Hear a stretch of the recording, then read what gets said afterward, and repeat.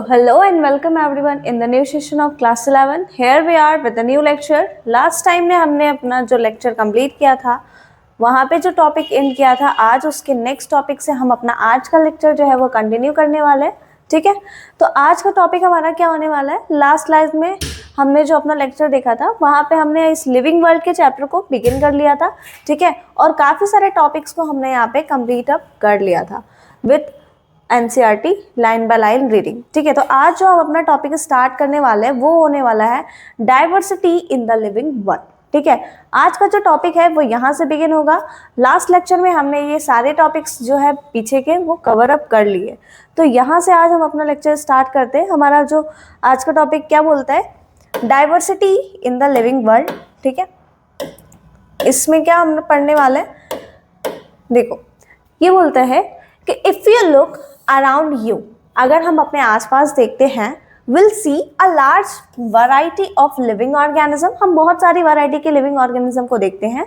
B it potted plant, हम अपने घर पे जो पॉट में प्लांट्स वगैरह लगाए हैं उनमें देख लो तो अलग अलग वैरायटी के प्लांट्स दिख जाएंगे.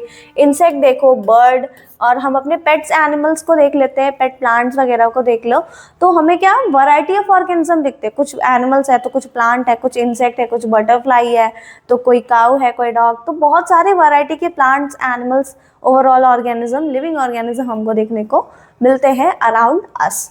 There are also several organisms that you have cannot seen with your naked eye, but they are all around you.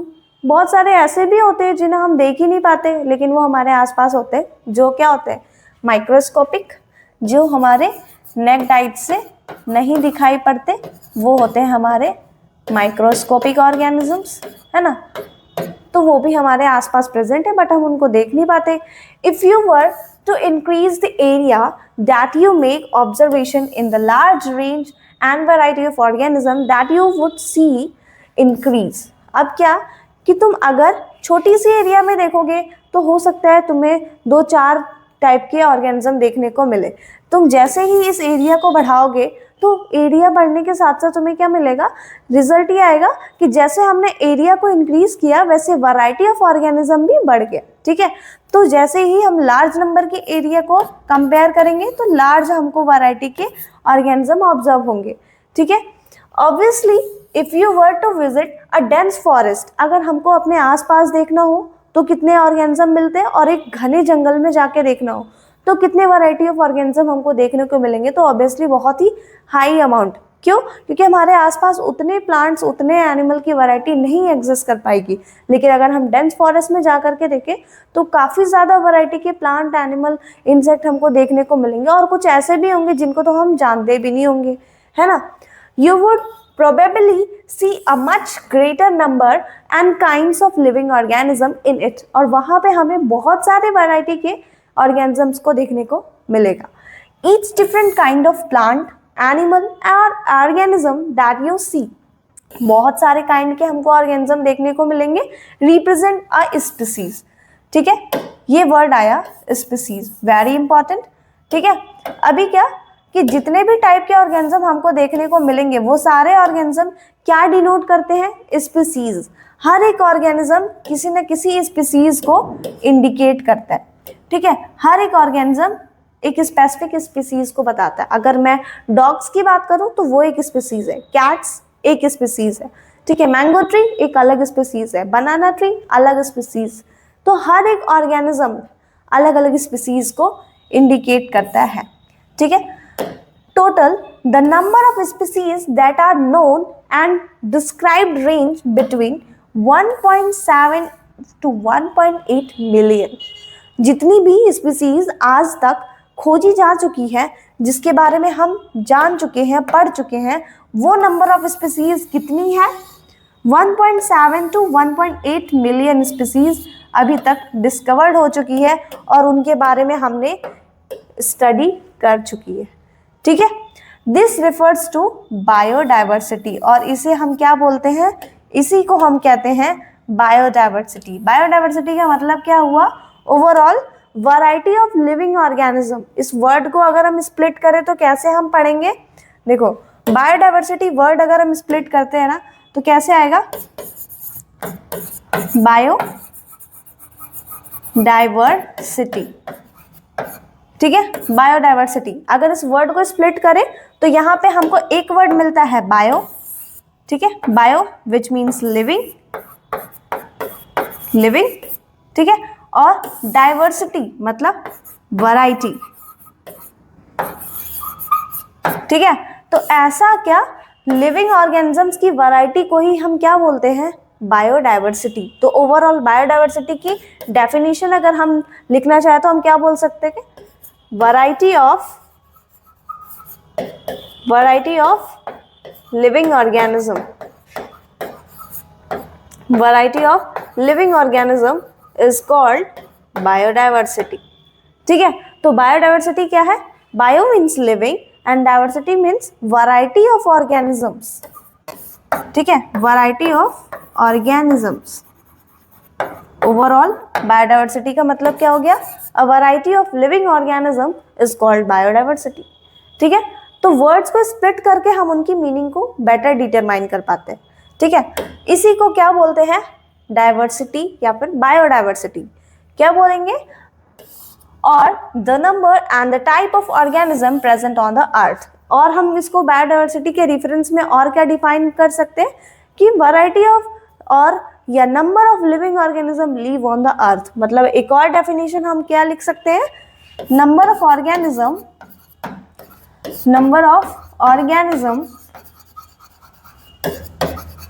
live on earth, live on earth। तो ये दो डेफिनेशन हमको बायोडाइवर्सिटी की मिलती है, एक number of organism live on earth और एक वैरायटी ऑफ लिविंग ऑर्गेनिज्म, ठीक है। तो इस तरीके से हम अगर वर्ड्स को स्प्लिट करते हैं ना तो हमको उनकी डेफिनेशन बेटरली समझ आ जाती है। We should remember here that as we explore new area and even old ones, new organism are continuously being identified. अगर हम नई नई जगह पे जाएं या अपनी पुरानी ही जगह पे बार बार से खोज करें तो हमें हर बार कुछ ना कुछ नया ऑर्गेनिज्म देखने को मिलेगा, ठीक है। एज स्टेटेड अर्लियर, जैसा कि पहले भी कहा गया कि there are millions of species of plants and animals are in the world. Million of species कैसे पता, यहाँ पे बताया गया ना कि 1.7 to 1.8 मिलियन ऑफ स्पीसीज। तो मिलियन ऑफ स्पीसीज प्लांट्स और एनिमल की हमारे इस वर्ल्ड में एग्जिस्ट कर रही है। We know the plants and animal in our own area by their local name. अब इस सारे स्पीसीज को हम कैसे जानते हैं, बाय देयर लोकल नेम, उनके लोकल नेम के थ्रू हम उनको आइडेंटिफाई कर लेते हैं, है ना। जितने भी लिविंग ऑर्गेनिज्म हमारे आसपास रह रहे हैं हम उनको कैसे आइडेंटिफाई करते हैं, उनके लोकल नेम्स को यूज करके, ठीक है, उनके लोकल नेम्स को यूज करके। लेकिन क्या होता है कि जो लोकल नेम होते हैं ना वो लोकेशन बदलते ही बदल जाते हैं। मतलब एक लोकेशन पे किसी एक चीज़ को हमने कुछ कहा, दूसरी लोकेशन पे उसी चीज़ को लोगों ने कुछ और कहा, ठीक है। तो जो लोकल नेम होते हैं वो लोकेशन के अकॉर्डिंग चेंज होते रहते हैं, ठीक है। These local names would vary from place to place. ये जो लोकल नेम है वो प्लेस टू प्लेस पे वेरी करते हैं, even within the country also. अगर हम एक ही देश में अलग अलग जगह पे जाएं, जैसे लोग बोलते हैं ना कि इंडिया में किसी सामान को कुछ कहते हैं और फॉरेन कंट्री में उसी सामान को कुछ और बोलते हैं, ये बात तो है। लेकिन अगर हम अपने ही देश में अलग अलग जगह पे जाएं ना तो उसी चीज़ को लोग अलग अलग स्टेट्स में अगर देखें तो अलग अलग नाम से बुलाते हैं। तो कहने का मतलब ये है कि जो लोकल नेम होते हैं वो प्लेस टू प्लेस जाने पे बदल जाते हैं, वेरी करते हैं, ठीक है। Probably you would recognize the confusion that you would be created if we did not find ways and means to talk each other to refer to organism we are talking about। अगर हमको हर भाषा का ज्ञान नहीं होगा, हर लोगों की, हर state के लोगों से बात करने का नॉलेज नहीं होगा, तो फिर हम जिस चीज़ की ज़रूरत होगी हम उस चीज़ को आइडेंटिफाई नहीं कर पाएंगे, ठीक है। और अगर हमें आइडेंटिफाई करना है तो या तो हमें हर एक नॉलेज के बारे में स्टडी होनी चाहिए, हर एक नॉलेज में, हर एक लैंग्वेज में हमको जानकारी होनी चाहिए, तब हम कोई चीज़ को आइडेंटिफाई कर लेंगे। लेकिन ऐसा पॉसिबल तो नहीं है कि हर एक पर्सन को हर एक लैंग्वेज के बारे में नॉलेज हो, है ना। तो हम क्या करते हैं कि नेम जो है वो थोड़ा सा यूनिक स्टाइल का रखते हैं, ठीक है, ताकि इस नेम से अगर मैं किसी भी लोकेशन पे जा करके इस चीज़ की डिमांड करूँ तो हमें एग्जैक्टली वही चीज़ मिले, ठीक, हमें कंफ्यूजन ना हो। इसलिए हम लोकल नेम्स को प्रेफर कम करते हैं और इसकी जगह पे हम क्या यूज़ करेंगे, साइंटिफिक नेम्स। इसकी जगह पे हम यूज़ करेंगे साइंटिफिक नेम्स, ठीक है। अब हम क्या पढ़ेंगे, साइंटिफिक नेम्स। मतलब क्यों, हम उसका रीज़न भी बताते हैं कि हम लोकल नेम्स को यूज़ क्यों नहीं करते। क्योंकि लोकल नेम जो होते हैं वो लोकेशन के चेंज होते ही बदल जाते हैं, वेरी करते हैं from place to place.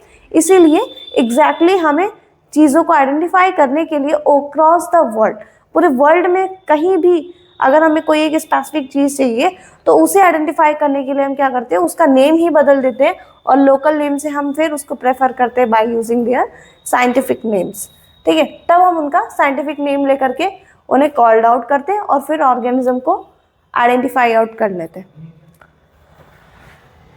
Next para के बोलते हैं, here there is a need to standardise the name of the living organism, ठीक है। जितने भी लिविंग ऑर्गेनिज्म है फिर हम क्या करते हैं, उनके नेमिंग स्टैंडर्ड को चेंज करते हैं।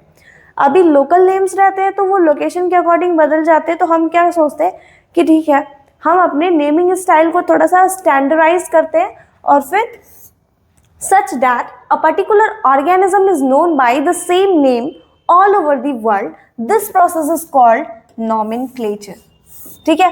फिर हम क्या सोचते हैं कि हम इस नेम को ही स्टैंडर्डाइज करते हैं, स्टैंडर्डाइज कर देंगे, उससे क्या हो जाएगा कि हमारे एक ही नेम से एक ऑर्गेनिज्म पूरे अक्रॉस दी वर्ल्ड में जाना जाएगा, ठीक है। पूरे वर्ल्ड में एक ही नाम से एक ऑर्गेनिज्म होगा, तो इससे कंफ्यूजन भी नहीं होगी। हम किसी भी स्टेट, किसी भी कंट्री में जा करके अगर हम उस चीज़ की डिमांड करते हैं by using their standard name तो हमें वो चीज़ अवेलेबल हो जाएगी। लेकिन अगर लोकल नेम्स का यूज़ करते हैं तो फिर वहाँ पे कंफ्यूजन क्रिएट होती है, ठीक है। तो इसलिए हमने क्या किया, स्टैंडर्डाइज नेम्स का यूज़ किया, स्टैंडर्डाइज नेमिंग का प्रोसेस अपनाया और उसी प्रोसेस को हम क्या बोलते हैं, नॉमेनक्लेचर, ठीक है। The process by which we give standard names to an organism is called nomenclature, उसी को बोलते हैं nomenclature, ठीक है। स्टैंडर्ड नेम्स को और क्या बोलते हैं, ये स्टैंडर्ड नेम का मतलब क्या है, यहाँ पे स्टैंडर्ड नेम का मतलब ही है साइंटिफिक नेम, ठीक है। यहाँ पे जो स्टैंडर्ड नेम बोला जा रहा है वो स्टैंडर्ड नेम क्या है, एक्चुअल में साइंटिफिक नेम है, ठीक है। तो हम ऑर्गेनिज्म को क्या करते हैं, स्टैंडर्ड नेम प्रोवाइड करते हैं, स्टैंडर्ड नेम यानी कि साइंटिफिक नेम प्रोवाइड करते हैं और उस प्रोसेस को क्या बोलते हैं, नॉमेनक्लेचर बोलते हैं, ठीक है। ऑब्वियसली नॉमेनक्लेचर और naming is only possible when the organism is described correctly and we know to what organism the name is attached to, this is called identification. मतलब क्या कि अगर हमको परफेक्टली नॉमेनक्लेचर करना है यानी किसी ऑर्गेनिज्म को एक स्टैंडर्ड नेम प्रोवाइड करना है, ठीक है, तो हमें सबसे पहले उसके बारे में आइडेंटिफिकेशन होनी चाहिए, हर एक नॉलेज होनी चाहिए, तभी हम उसको एग्जैक्टली क्लासीफाई कर पाएंगे। अदरवाइज हम खुद कुछ कैरेक्टर्स को लेकर के उनके नेम को लेके कंफ्यूजन क्रिएट कर सकते हैं। इसीलिए सबसे पहला स्टेप कि हम किसी भी ऑर्गेनिज्म के कैरेक्टर्स को आइडेंटिफाई करें, ठीक है। तो सबसे पहला स्टेप होता है कि आइडेंटिफाई करो, आइडेंटिफाई, और आइडेंटिफाई करने के बाद फिर नॉमेनक्लेचर प्रोवाइड करो,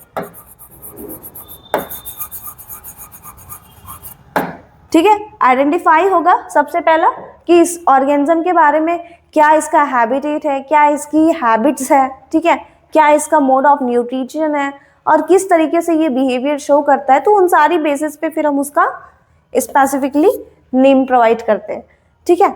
अभी जब हम इसमें टैक्सोनॉमी को इंक्लूड करेंगे ना तो इस स्टेप में और भी इंक्रीमेंट्स आएंगे, ठीक है, तब ये और भी ज़्यादा चेंजेस आएंगे। अभी फिलहाल के लिए हमें बस इतना जानना है कि अगर हमको किसी की नेमिंग करनी है तो पहले हम आइडेंटिफाई करेंगे कैरेक्टरिस्टिक्स को, उसके बाद उसका नॉमेनक्लेचर करेंगे, ठीक है। ये अभी स्टेप्स कंप्लीट नहीं है, ये इनकम्प्लीट स्टेप्स हैं। अभी जब टैक्सोनॉमी पढ़ेंगे तो यहाँ पे कैरेक्टराइजेशन और फिर क्लासिफिकेशन भी इंक्लूड होंगे, ठीक है। तो अभी के लिए हमको क्या जानना है, नॉमेनक्लेचर तक कि अगर हमें नेमिंग करनी है तो पहले हमको आइडेंटिफिकेशन करना होगा कैरेक्टर्स का, और कैरेक्टर के आइडेंटिफिकेशन होने के बाद हम नॉमेनक्लेचर करेंगे, ठीक है। In order to facilitate this study, number of scientists have established procedures to assign a scientific name to each known organism, ठीक है। जितने भी ऑर्गेनिज्म नोन है, मतलब डिस्कवर हो चुके हैं, उन सारे ऑर्गेनिज्म के लिए स्पेसिफिक नेम्स डिजाइन करते हैं हमारे साइंटिस्ट लोग, ठीक है। This is acceptable to biologist to all over the world, और ये नाम जो ये साइंटिस्ट नाम हमको बना के देंगे, उसी नाम को हम सारे लोग एक्सेप्ट करेंगे, और जिस भी जगह पे जाएंगे उसी बायोलॉजिकल नेम या उसी साइंटिफिक नेम का यूज करके एक पर्टिकुलर चीज की डिमांड करेंगे, ठीक है। For plants scientific names are based on agreed principle and criteria which are provided in international code for botanical nomenclature, very important, international code for botanical nomenclature, ठीक है। अगर हमें प्लांट्स के बारे में स्टडी करनी है या प्लांट के लिए नेमिंग वगैरह करनी है, तो कौन सा इंस्टीट्यूट उनको नेम प्रोवाइड कर रहा है? ICBN, ठीक है। ICBN है जो केवल प्लांट से रिलेटेड नॉमेनक्लेचर करता है, ठीक है। International codes for botanical nomenclature, जितने भी बोटानिकल मतलब हमारे प्लांट रिलेटेड, ठीक है। तो प्लांट्स के जितने भी नेमिंग होगी वो किससे होगी? ICBN से होगी, ठीक है। You may ask how are animals name, जब प्लांट्स के लिए हो गया तो एनिमल्स के लिए भी होना चाहिए, है ना। तो animal taxonomist have involve international code of zoological nomenclature, जिसे हम ICZN बोलते हैं, ठीक है। जैसे प्लांट्स के लिए था वैसे एनिमल्स के लिए भी है, ठीक है, जिसको हम क्या बोलते हैं? International code for zoological nomenclature. ये रहा एनिमल्स का, जिसमें हम केवल एनिमल्स की नेमिंग करते हैं, ठीक है। तो प्लांट और एनिमल की नेमिंग के लिए अलग अलग इंस्टीट्यूशंस बनाए गए, जहाँ पे अलग अलग साइंटिस्ट ने मिल करके प्लांट और एनिमल की नॉमेनक्लेचर को कंप्लीट अप किया, ठीक है। The scientist name ensures that each organism has only one name, और ये जो नेम देंगे साइंटिफिक नेम, जितने भी साइंटिफिक नेम बनाए जाएंगे उनसे क्या इंश्योर होता है कि हर एक ऑर्गेनिज्म का केवल एक ही नाम होगा, जिसको यूज करके वो organism all over the world known होगा, ठीक है। Description of any organism should enable the people in any part of the world, ठीक है। और इस नाम को यूज करके हम उस ऑर्गेनिज्म को किसी भी वर्ल्ड के पार्ट में आइडेंटिफाई कर सकते हैं। They also ensure that such a name has not been use for any other known organism, और ये बात भी है कि जो नाम एक ऑर्गेनिज्म को दे दिया गया, उस नाम को हम दोबारा किसी दूसरे ऑर्गेनिज्म पे अप्लाई नहीं करते, ठीक है। तो इससे क्या है, हमें कभी भी कंफ्यूजन क्रिएट नहीं होगी और हम स्पेसिफिक ऑर्गेनिज्म को all over the world identify कर लेंगे। Biologist follow universally accepted principle to provide scientific names to known organism, ठीक है। बायोलॉजिस्ट का अपना रूल्स होता है, जिस रूल के अकॉर्डिंग वो सारे ऑर्गेनिज्म को स्पेसिफिक नेम प्रोवाइड करते हैं। Specific name means scientific name, ठीक है, जिसमें 2 कंपोनेंट्स होते हैं।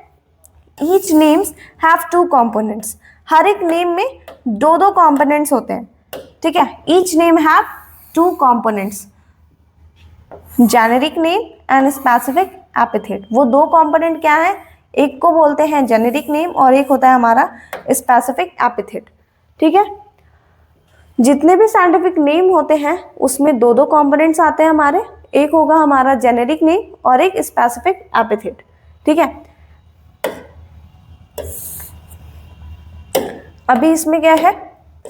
Generic name, specific epithet. This system of providing name of 2 component is called binomial nomenclature, और ऐसा नेमिंग प्रोसेस जिसमें हम ऑर्गेनिजम्स की नेमिंग करते हैं, जिसमें एक नाम में 2 कंपोनेंट्स इन्वॉल्व होते हैं, इस टाइप के नेमिंग सिस्टम को हम क्या बोलते हैं? बायोनॉमियल नॉमेनक्लेचर, ठीक है। इसे हम बोलते हैं बायोनॉमियल नॉमेनक्लेचर, जिसमें से पहला वर्ड, मतलब जैसे हमारा नेम होता है ना, first name and last name, ठीक है, कुछ लोग में मिडिल नेम भी होता है। तो फर्स्ट नेम जो यहाँ पे क्या है, वो जेनेरिक नेम है, और सेकेंड नेम क्या है? स्पेसिफिक एपिथेट है। इन दोनों को मिला करके हमारा क्या बनता है, बायोनॉमिकल नेम या साइंटिफिक नेम। ठीक है, this naming system is given by Carolus लिनायस, और ये नेमिंग सिस्टम किसने दिया था, कैरोलस लिनायस ने दिया था।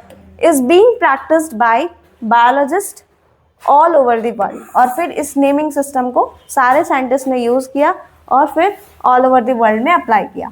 This naming system using a 2 word format was found convenient, और फिर ये बहुत ही ईजी था जिससे हम सारे ऑर्गेनिज्म की नेमिंग अप्लाई कर पा रहे थे, और इसको फिर हम एक एक एग्जाम्पल से लेकर के समझेंगे। ठीक है, नेक्स्ट अपना ये बोलता है जो बायोनॉमियल नॉमेनक्लेचर है वो उसके रूल्स कैसे हम डिफाइन करते हैं। बायोनॉमियल नॉमेनक्लेचर के रूल्स हमारे क्या, जिसमें जेनेरिक था एक नेम हमारा, जिसमें 2 वर्ड, एक था जेनेरिक और एक है स्पेसिफिक एपिथेट। ठीक है, दोनों को मिला करके हमारा बायोनॉमियल नॉमेनक्लेचर बनता है।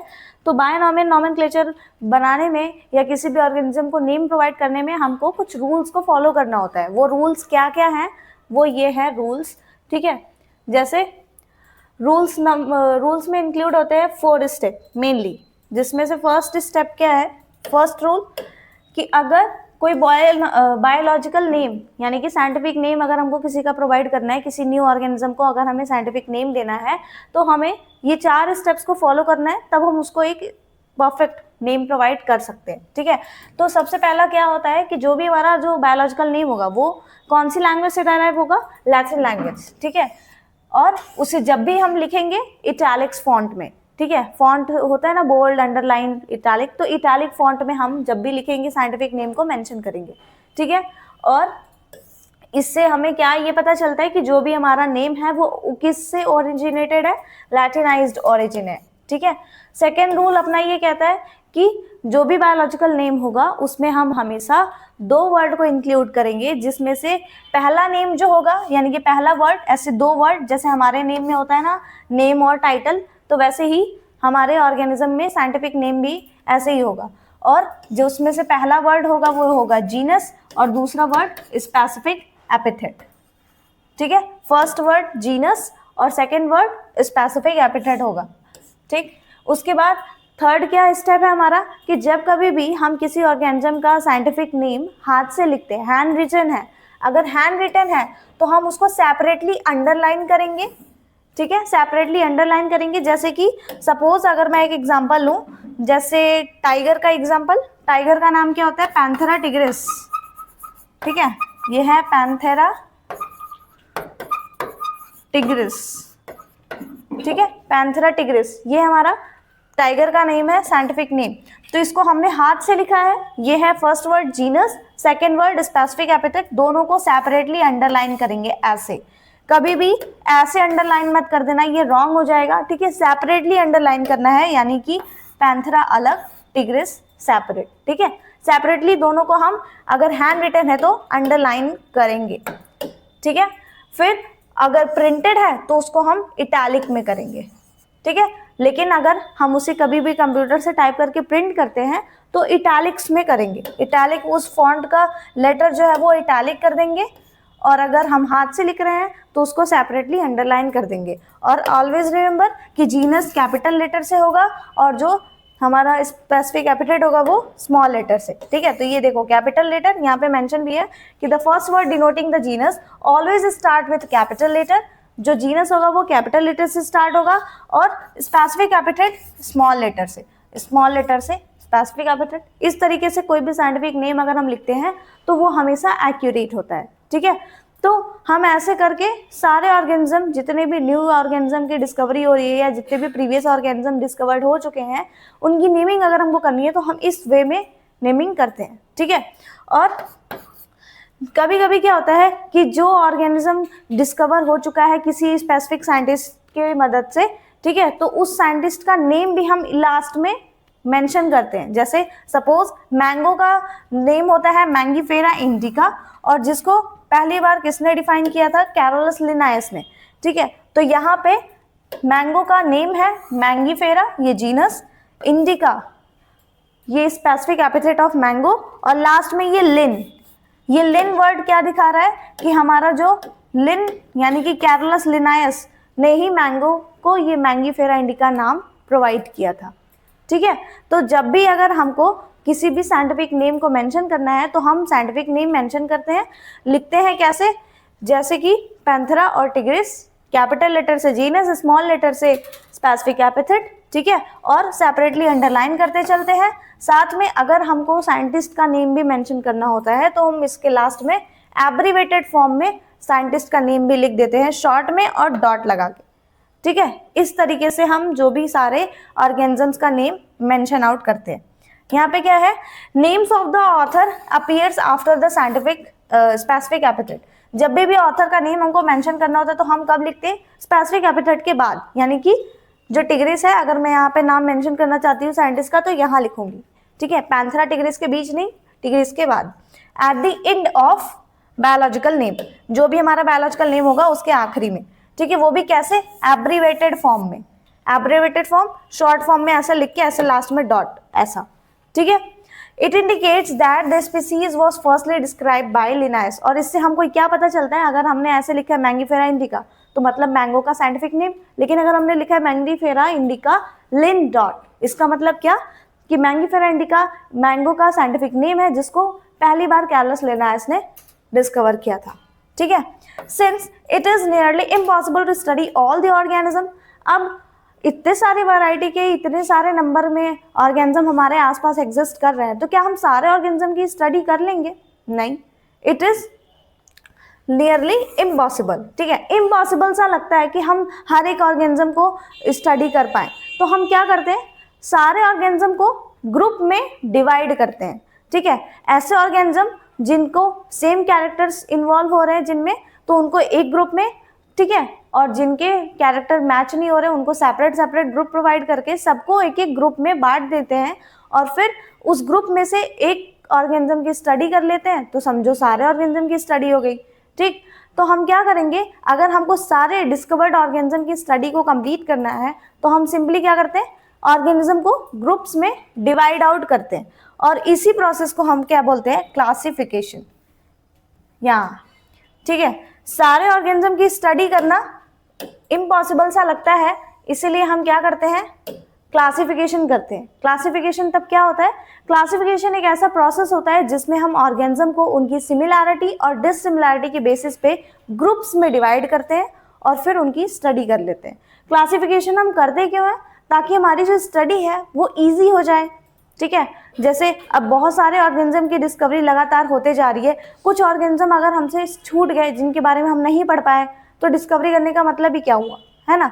तो सारे ऑर्गेनिज्म की स्टडी हो जाए इसलिए हम क्या करते हैं, ऑर्गेनिज्म को ग्रुप में डिवाइड कर लेते हैं और फिर एक पर्टिकुलर ग्रुप में से किसी एक ऑर्गेनिज्म को डीपली स्टडी कर लेंगे, तो समझो 90% तो सारे ऑर्गेनिज्म जो एक ग्रुप में है उनकी कैरेक्टर मैच हो जाएंगे, तो एक ग्रुप की स्टडी एक ऑर्गेनिज्म से कंप्लीट हो जाएगी, तो जिससे हमारा टाइम भी बच जाएगा और सारे ऑर्गेनिज्म की स्टडी भी हो जाएगी, ठीक है। तो इसलिए हम क्या करते हैं, क्लासिफिकेशन। तो क्लासिफिकेशन क्या है, classification is the process by which anything is grouped into convenient categories based on some observable characters. Observable character, हमें बहुत ज़्यादा डीप में स्टडी करने की ज़रूरत नहीं है क्लासिफिकेशन करते टाइम, बस ऑब्जर्वेबल कैरेक्टर, किसी भी ऑर्गेनिज्म को ऑब्जर्व करो और फिर उसके कैरेक्टर्स को नोट करो, फिर आइडेंटिफाई करो कि किस ग्रुप में उसकी कैरेक्टरिस्टिक ज़्यादा मैच हो रही है और फिर उसे वहाँ पे क्लासीफाई कर लो, ठीक है। तो इस तरीके से हम ऑब्जर्वेबल कैरेक्टर यानी कि मॉर्फोलॉजी, ऑब्जर्वेबल कैरेक्टर का मतलब क्या होता है, मॉर्फोलॉजी, मॉर्फोलॉजी, ठीक है। ऑब्जर्वेबल कैरेक्टर मतलब मॉर्फोलॉजी, जो हमको बाहर से फिजिकली अपीयर हो जाते हैं वो कैरेक्टरिस्टिक, उनकी मदद से हम क्लासिफिकेशन कर लेते हैं। For example we easily recognise group such as plant और एनिमल और डॉग, कैट और इंसेक्ट, ठीक है। हम बहुत सारे प्लांट्स अगर रख दिए जाएं, ठीक है, उसमें एनिमल्स को बैठा दो, कैट डॉग्स काऊ सबको एक साथ में मिक्स कर दो, तो फिर हम क्या करेंगे, सबकी स्टडी बारी बारी से नहीं करेंगे, सारे एक जैसे प्लांट को एक ग्रुप में, डॉग्स को एक ग्रुप में, कैट्स को एक ग्रुप में, काऊ को एक ग्रुप में, डिवाइड करने के बाद किसी एक पर्टिकुलर की स्टडी कर लेंगे, ग्रुप की स्टडी हो गई, ठीक है। The moment we use any of this term we associate certain characters with the organism in that group. अब अगर हम फिर बाद में जब इन सारे की स्टडी कर लेंगे तो फिर एक ऑर्गेनिज्म की जब कोई बात करेगा तो हमको समझ आ जाएगा कि हाँ, इस अगर मैं बोलती हूँ कि कैट, तो फिर हमें पता चलता है कि हाँ कैट है जिसके पास 2 आईज हैं, 4 लेग्स हैं, ठीक है। तो इस तरीके से हमको उसके बारे में डिटेल्स अपने आप से समझ आ जाते हैं कि हाँ कैट कैसी अपीयर होती है, एक इमेज बन जाती है हमारे मन में, है ना। तो वैसे ही जितनी ज़्यादा हम स्टडी करते जाएंगे ऑर्गेनिज्म को, हमको उतनी ज़्यादा डिटेल में एनालिसिस होती जाएगी हर एक ऑर्गेनिज्म के बारे में, ठीक है। What image do you see when you think of a dog? अब अगर मैं बोल रही हूँ कैट तो हमारे मन में एक इमेज बन रही है कैट की। अगर मैं बोल रही हूँ डॉग तो क्या दोनों इमेज सिमिलर है? नहीं, क्योंकि दोनों के कैरेक्टरिस्टिक में डिफरेंस है, ठीक है। और ये हमको कैसे पता चला? हमने डॉग और कैट को कंपेयर किया है तो हमें पता चला कि हाँ उसकी कैरेक्टरिस्टिक डिफरेंट है, काउज में डिफरेंट कैरेक्टरिस्टिक्स है, दूसरे एनिमल में दूसरे कैरेक्टर्स आते हैं, ठीक है। तो obviously each one of us will see dog और नॉट कैट। अगर मैं बोल रही हूँ कि काऊ तो हमारे मन में काऊ की इमेज आएगी, उसकी जगह पे कोई और एनिमल हमको इमेजिनेबल नहीं होता उस टाइम, है ना। Now if we were to think of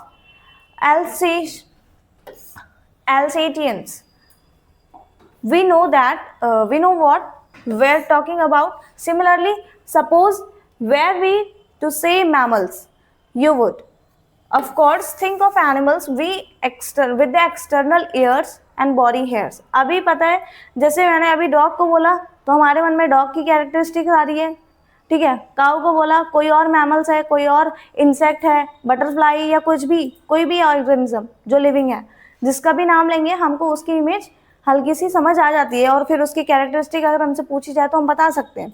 वैसे ही अगर मैं बोल रही हूँ एल्सेशियन, ठीक है, एल्सेशियंस हैं, अगर मैं इनको बोलती हूँ तो हमारे मन में क्या आता है कि हाँ ये एक टाइप का ऐसा मैमल है जिनकी बॉडी पे बिग हेयर्स, बहुत सारे हेयरी एनिमल है, ठीक है, एक्सटर्नल बॉडी हेयर्स होते हैं और इसके ईयर्स एक्सटर्नल्स होते हैं, ठीक है। तो जैसा भी ऑर्गेनिज्म का नेम लिया जाता है हमारे मन में वैसी ही इमेज क्रिएट हो जाती है।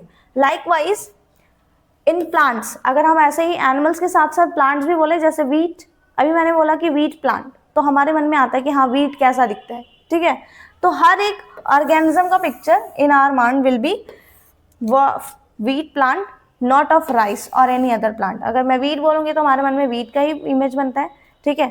कोई ये पर्टिकुलर प्लांट के बारे में बोल रहे हैं, कोई पर्टिकुलर एनिमल के बारे में, तो वही एनिमल की इमेज या वही प्लांट की इमेज हमको समझ आती है। Hence all these dogs, cats, mammals, wheat, rice, plant, animals, etc. are convenient categories we use to study the organism. और overall क्या हुआ कि ये जो इमेज हमारे मन में आ रही है, इसमें अब मैं बोल रही हूँ वीट, तो वीट में बहुत सारी कैटेगरीज होती है, कई सारे टाइप्स के वीट होंगे। अभी मैं बोलूँ राइस, तो राइस में बहुत सारे टाइप के राइस होंगे, लेकिन एक्चुअल में राइस अगर बोला जा रहा है तो उसमें सारे जितने भी वैरायटी ऑफ राइस होंगे वो सारे इंक्लूड होकर के हमारे सामने आते हैं, ठीक है। तो हम क्या बोलते हैं कि एक ग्रुप ऑफ एनिमल को या एक ग्रुप ऑफ पर्टिकुलर ऑर्गेनिज्म को एक पर्टिकुलर नेम से इंडिकेट कर रहे हैं, ठीक है। तो कैसे वो कर रहे हैं? क्योंकि हमने उन चीज़ों को क्लासिफाई कर रखा है, ठीक है। वीट को सेपरेट क्लासिफाई किया है, राइस एक ऐसी कैटेगरी जिसमें बहुत सारी वैरायटी ऑफ राइस है, केवल उसमें कोई भी एक ऐसा नहीं है जो वीट आ जाए, ठीक है। तो हर एक ऑर्गेनिज्म की स्टडी करने के लिए ओवरऑल इसका मतलब यही है कि अगर हमको सारे ऑर्गेनिज्म की स्टडी करनी है प्रॉपरली तो हमें क्लासिफिकेशन करना ज़रूरी है। और क्लासिफिकेशन क्या होता है? मॉर्फोलॉजिकल कैरेक्टर, ऑब्जर्वेबल कैरेक्टर के बेसिस पे ऑर्गेनिज्म को डिवाइड करना इन अ पर्टिकुलर ग्रुप, ठीक है। The scientific term for these category is taxa. अब देख लो, अब सपोज अगर हमने ग्रुप डिवाइड कर लिया, ठीक है, तो अभी हम क्या बोल रहे हैं कि ये काऊ का ग्रुप है, ये डॉग्स का ग्रुप है, ये वीट प्लांट का ग्रुप है, राइस प्लांट का ग्रुप है। ये जो वर्ड ग्रुप आ रहा है ना, जो बहुत सारे ऑर्गेनिज्म को एक साथ इंडिकेट कर रहा है, इस ग्रुप वर्ड को साइंटिस्ट लोगों ने, अब जनरली हम साइंस की लैंग्वेज में उसको टैक्सा कहते हैं, दैट इज कॉल्ड टैक्सा, ठीक है। साइंस में ग्रुप को यहाँ पे जो हम बोल रहे हैं कि पर्टिकुलर ग्रुप, ठीक है, तो ग्रुप वर्ड को रिप्लेस किया है साइंटिफिक वर्ड से और वो वर्ड है हमारा टैक्सा, ठीक है। ग्रुप को हमने रिप्लेस किया टैक्सा वर्ड से, और अब जहां भी हम ग्रुप वर्ड बताना चाहेंगे वहां पे हम बोलेंगे टैक्सा, मतलब अ टैक्सा ऑफ राइस, यानी कि अ ग्रुप ऑफ राइस। अगर मैं बोल रही हूँ कि ये राइस एक ऐसा टैक्सा है जिसमें बहुत सारे राइस आ रहे हैं, तो इसका मतलब क्या कि राइस का एक ऐसा ग्रुप जिसमें सारी वैरायटी ऑफ राइस इंक्लूड हो जा रही, ठीक है। तो ग्रुप वर्ड का मतलब होता है टेक्सा। ग्रुप इंग्लिश लैंग्वेज में बोल देते हैं, लेकिन साइंटिफिक लैंग्वेज में हम इसको टेक्सा वर्ड डिनोट करते हैं। Here you must recognize that taxa can indicate categories at very different level। और टेक्सा जो होते हैं वो अलग अलग लेवल्स के होते हैं, ठीक है। कभी कभी मतलब ऐसा ग्रुप भी होता है जिसमें एक पर्टिकुलर ऑर्गेनिज्म को बोलते हैं। अभी मैं अगर बोल रही हूँ राइस, तो हमको बस एक प्लांट के बारे में पता चल रहा है। अभी मैं अगर बोलूँ प्लांट्स, तो इस अर्थ पे जितने भी प्लांट होंगे उन सारे प्लांट्स को मैंने इंक्लूड कर लिया, ठीक है। तो टेक्सा जो है वो अलग अलग लेवल्स पे होता है। जितना हैवियर ग्रुप होगा उतना ही हाई लेवल का हमारा टेक्सा होगा। मतलब ग्रुप जितना बड़ा उतना ही हाई लेवल का टेक्सा, ग्रुप जितना छोटा है उतना ही लो लेवल का टेक्सा। और अलग अलग लेवल्स पे अलग अलग टेक्सा के नेम्स भी गिवन होते हैं, ठीक है, जिसको हम क्या बोलते हैं, टेक्सोनॉमिकल हायरार्की। अभी हमको देखने को मिलेगा, ठीक है। Plants also form taxa. अब जैसे मैंने बोला कि प्लांट, ठीक है, तो प्लांट वर्ड अगर मैं बोल रही हूँ तो प्लांट वर्ड से क्या बन रहा है, एक टेक्सा बन रहा है, मतलब एक ग्रुप बन रहा है जिसमें सारे के सारे प्लांट्स आ रहे हैं। अब मैं बोल रही हूँ ह्यूमन्स, तो ह्यूमन क्या है, ह्यूमन एक टेक्सा है जहाँ पे सारे ह्यूमन बींग्स आ रहे हैं, ठीक है। तो जितने भी हमारे ग्रुप वर्ड हैं वो टेक्सा से रिलेट कर दिए जाते हैं। वीट, अगर मैंने बोला कि वीट, तो वीट क्या है, एक लो लेवल का टेक्सा जहाँ पे लो लेवल ऑफ ऑर्गेनिज्म को इंक्लूड किया है। अभी मैं बोलूँ कि प्लांट्स, ठीक है, तो प्लांट्स में क्या आ जाएगा, प्लांट्स में बहुत ज़्यादा प्लांट्स आ रहे हैं, बहुत बड़ा ग्रुप बन गया है। तो ज़्यादा बड़ा ग्रुप बन गया मतलब क्या, वो हाई लेवल का टेक्सा है, ठीक है। ग्रुप की स्ट्रेंथ जितनी होगी उसी के अकॉर्डिंग टेक्सा का लेवल होगा। जितना ज़्यादा हायर, जितना बिगर ग्रुप होगा उतना ही हायर टेक्सा होगा हमारा, ठीक है। टेक्सा उतना ही हायर होगा जितना ही छोटा ग्रुप बनाएगा। अभी मैंने बोला कि प्लांट, तो प्लांट में बहुत सारे प्लांट आ गए तो ग्रुप हमारा बड़ा हो गया। अभी हम अगर बोलते हैं कि राइस, तो राइस में केवल वही प्लांट आएंगे जो राइस की कैटेगरी से इन्वॉल्व होते हैं या राइस से रिलेटेड होते हैं, ठीक है। तो हमारा ग्रुप थोड़ा सा स्मॉलर हो गया, तो टेक्सा का लेवल लो हो गया। तो ग्रुप के साइज या ग्रुप की स्ट्रेंथ के बेसिस पे हम टेक्सा के लेवल को डिफाइन करते हैं, ठीक है। यहाँ पे सिमिलरली एनिमल, मैमल, डॉग और टेक्सा, ये सारे क्या है, हमारे टेक्सा हैं जो अलग अलग लेवल्स पे हैं, ठीक है। ये यही बोलते हैं। और ओवरऑल टेक्सा वर्ड जो है हमारा ग्रुप को डिफाइन करता है। यहाँ पे एक वर्ड आता है हमारा टेक्सोनॉमी। अब ये टेक्सोनॉमी वर्ड क्या है, टेक्सा वर्ड हमको समझ आया कि ग्रुप, ठीक है। और टेक्सोनॉमी क्या है, तो टेक्सोनॉमी एक ऐसा प्रोसेस है जिसमें हम क्लासिफिकेशन करते हैं। मतलब क्या, एक ऐसा प्रोसेस जहां पे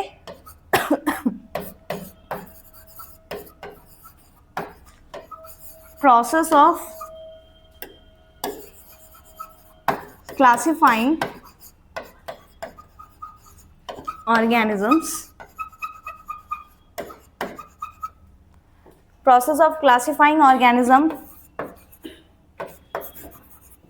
on the basis of similarity and dissimilarity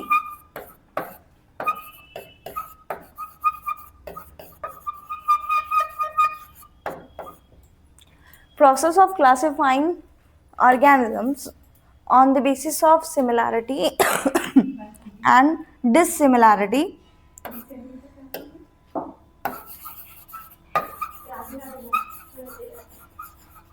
on different taxa is called taxonomy, ठीक है। जैसे अभी हम वहाँ पे क्या बोल रहे थे, ग्रुप है ना। तो जब एक ऐसा प्रोसेस, टेक्सोनॉमी ओवरऑल क्या है, क्लासिफिकेशन करने का तरीका, ठीक है। और क्लासिफिकेशन करते टाइम हम अलग अलग लेवल पे जब क्लासिफिकेशन करना स्टार्ट करते हैं तो वो हमारा टेक्सोनॉमी होता है, ठीक है।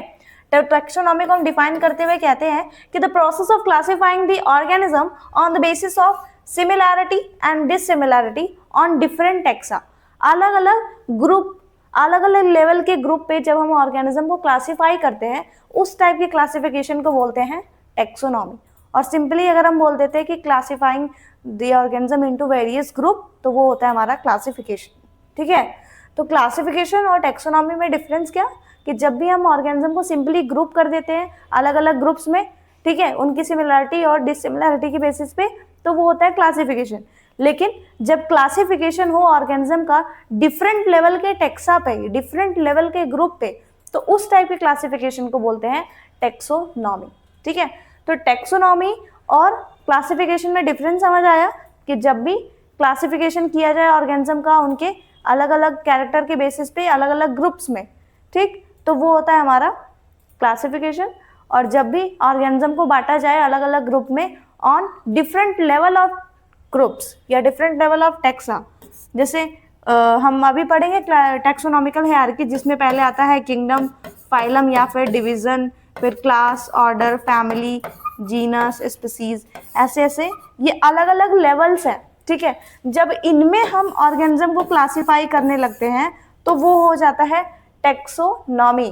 ठीक है, क्योंकि ये एक क्या रिप्रेजेंट कर रहा है, टेक्सा, ये एक फाइलम या डिवीजन या ये एक क्लास क्या रिप्रेजेंट कर रहा है, टेक्सा। जब in different level of taxa में क्लासिफिकेशन होता है तो टेक्सोनॉमी, और अगर सिंपली बस एक ग्रुप बनाया जाता है तो उसको कहते हैं क्लासिफिकेशन। ठीक है, तो विद दिस हमारा ये लेक्चर होता है एंड। इसके बाद जो नेक्स्ट टॉपिक है वो हम अपना नेक्स्ट लेक्चर से कंटिन्यू करेंगे। ठीक है, नेक्स्ट है हमारा ये टेक्सोनॉमी को आगे बढ़ाएंगे, सिस्टमैटिक्स वगैरह पढ़ लेंगे। ठीक है, सिस्टमैटिक्स भी बहुत ही अच्छा है, और उसके बाद सारी हमारी टेक्सोनॉमिक कैटेगरी स्टार्ट हो जाएगी, जिसमें हम टेक्सा, टेक्सोनॉन, टेक्सॉन, फिर स्पीशीज, किंगडम, फाइलम, डिवीजन, ये सारी चीज़ें कंटिन्यू करेंगे। ठीक है, if you have any doubt you can ask in your comment section. Thank you very much.